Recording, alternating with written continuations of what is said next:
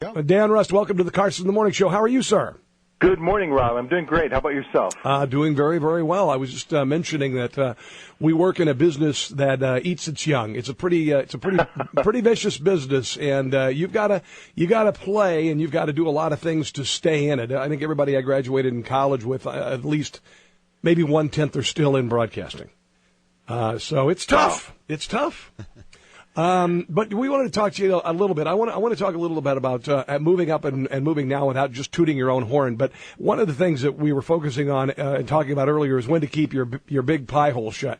Jared has some trouble with that here at work. He has a version of Tourette syndrome that and he's like, okay, and ends up with a lot of closed door meetings with the boss. When do you shut your pie hole at work?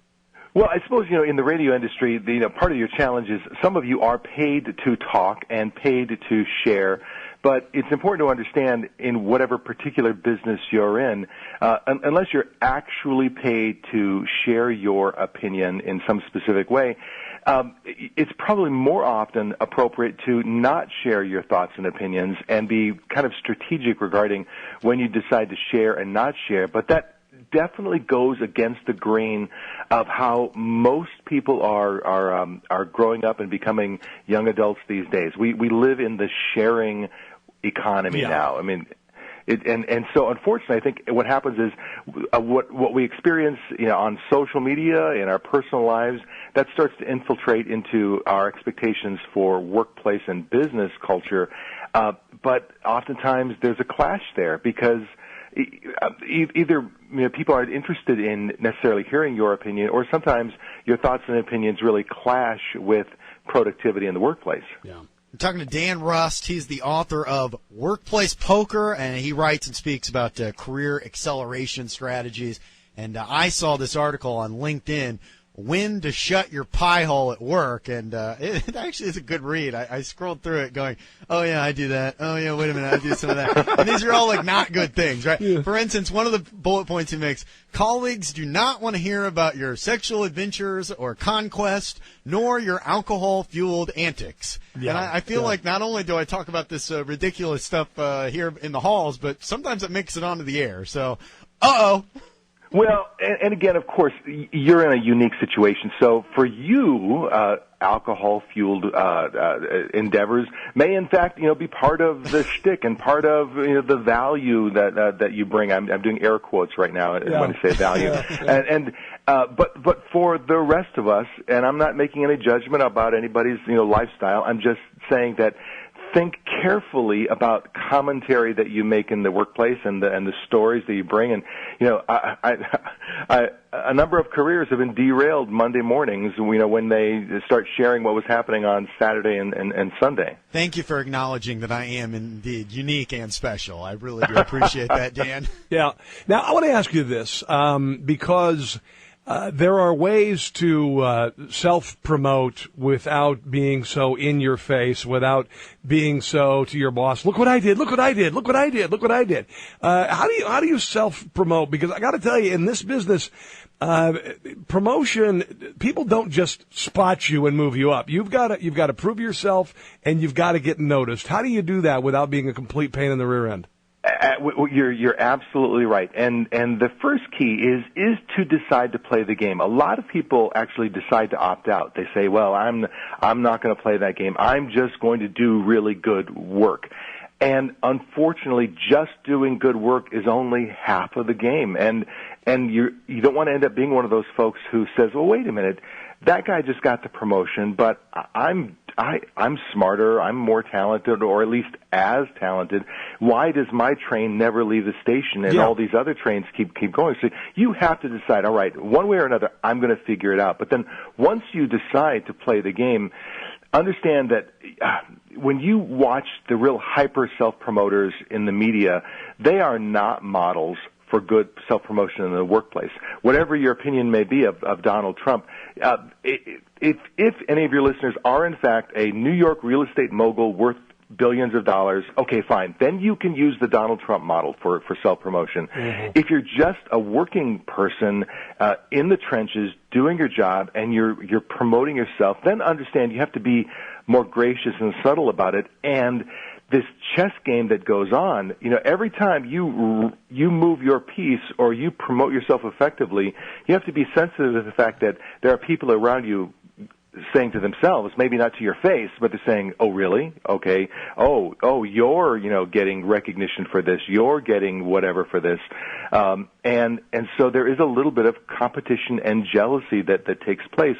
But you have to be willing to play the game, and it starts by being willing to promote other people. I think probably the most gracious way to raise your own level of awareness is to raise up other people. So go out of your way to promote and praise others when they've actually done a good job. Like for instance, if a radio host decided to take a producer who was largely off-air producer and put him as a major part of his show and promote him to management, maybe he should be extremely grateful for it. Is that what you're trying to say? I'm saying that would be an example. If in maybe some that world person would owe you the rest of their life, essentially. I'm saying that going out of your way, yes, to subtly and graciously praise that person would be a good thing, and over time praise all of the other people that contributed to that producer's meteoric rise in the world of radio. Absolutely. You mean like mediocre or like a meteor? I think the latter. Yeah, okay. I'm like old Blue Eyes. I did it my way, so I don't think I'm going to be adhering to that particular advice. But let me ask you. We're talking to Dan Rust. He has this article I saw on LinkedIn. When to shut your pie hole at work, and he writes about career acceleration. Dan Rust. Perhaps there are people listening who don't work in political talk radio. There might be just a few people in our audience who have other jobs. Yeah. How should they broach talking about political or social issues at work? Because these are things that we all want to talk about, but is there a time when maybe you shouldn't say this? Well, and my whole approach in writing the book Workplace Poker was to have a real-world career advice book. You want to be a human being. You have to talk to your coworkers about Donald Trump or Hillary Clinton. That's what normal people do. But at the same time, what we're finding is that in the political realm is becoming that third rail. It's always been something you have to be very sensitive to, but today more than ever, I think you have to be very, very cautious about sharing opinions, even social commentary in the workplace. The moment you do it, I mean, you get flagged, and it's not fair. But if you step forward to even putting a Bernie Sanders bumper sticker on your car that's in the parking lot of your business, it flags you. And I know particularly younger workers hate this. They want to be able to just be themselves and express themselves. Yeah. But you've got to decide, are you more serious about your career growth, or are you more serious about your personal expression of social perspectives? Yeah. I want to mention something that I parrot frequently and get your take on it. I always tell people around here that one of the things you have to do as an employee is increase the value of your currency. That means do more than just your job. I mean, do your job very well, but acquire additional skills. Go above and beyond the call of duty. So in case you're asked to do something else, then you can do that. I think that adds to the value of your currency. If you are just an accountant and you just do this, that may be all fine and dandy, but it's not going to make them go, wow, hot, this guy's moving up. You know what I'm saying? Man, you're so dead on. And what I detail in the book is areas where you can create strategic value that's outside of your job. Because of course you can create value by doing more work, bringing coffee or making donuts or those kinds of things. But more effective is finding areas where you can create new value for the business that's outside of your regular job and that's really important to the business. Whether it's, I talked to an attorney a couple of days ago who actually went out of his way to get fully up to speed on drone law, even though his current firm didn't have any drone clients. He knew that was an area where the law was going and it was evolving and changing, and he created unique value, and he became a resource for his firm because he was willing to go the extra mile and build more value beyond what was expected of him. Yeah, and I don't know. Most businesses, if you can come up with new platforms, how to make money, additional sales, if you can network not only for yourself but also for your company, I think all of those things help because you don't want to leave work behind you when you leave at 5:00. Absolutely, and in fact, it's actually it's easier today than ever to separate yourself from the herd if you decide that you want to do it. If you decide that you're serious about accelerating your career beyond sort of the average trajectory, because what I'm finding, even in a tough economy, it's hard to find people who are truly willing to go the extra mile, truly willing to push a little further, and willing to maybe think deeper than the other person. So you talk about helping your company either save money or make money, expand a market, do something unique.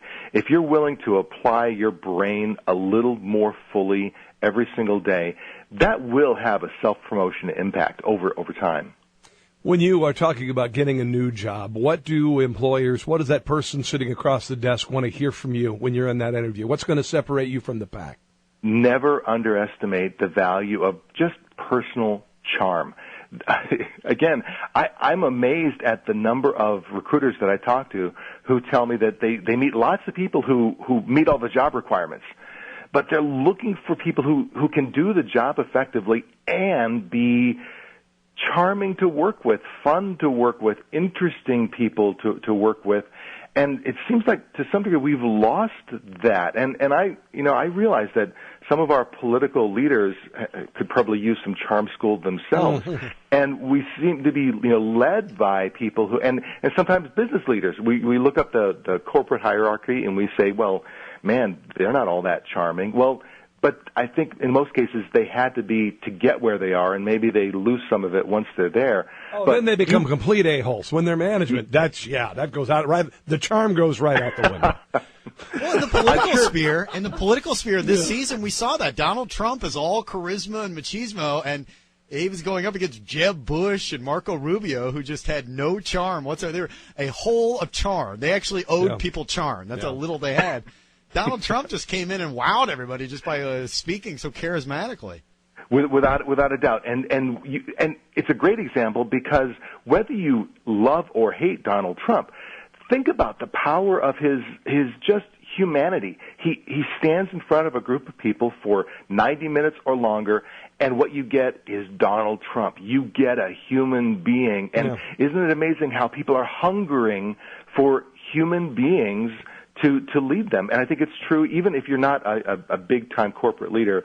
I give a huge number of examples in the book, Workplace Poker, about how to bring your humanity to the workplace in a way that's appropriate, bring your humor in a way that's appropriate, bring your energy and your mental capacity in a way that's appropriate, but truly charm itself without any additional talent or even hard work can be a huge accelerator or a career booster. At my next job interview, I guess I'm going to try to turn on the charm even more. I feel like I'm really charming right now, though, and I'm very unsuccessful, and I'm practically celibate.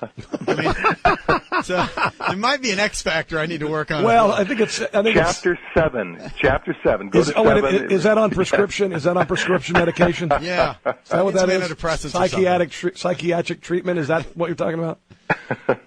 Dan Rust, it's been really nice to talk to you. I'd love to have you on again sometime, man. This is great. Hey, I'd love to. You guys are great fun. You choose the topic, we'll have you on because I think this is fascinating. He has the new book, Workplace Poker. It has career advice mixed with a dash of smirky humor, much like we do on this program. So yes. Thank you. There you go. And you're also on LinkedIn with the other 5,000 friends of mine on LinkedIn. So there you go. Very good. Have a good day. Great talking to you.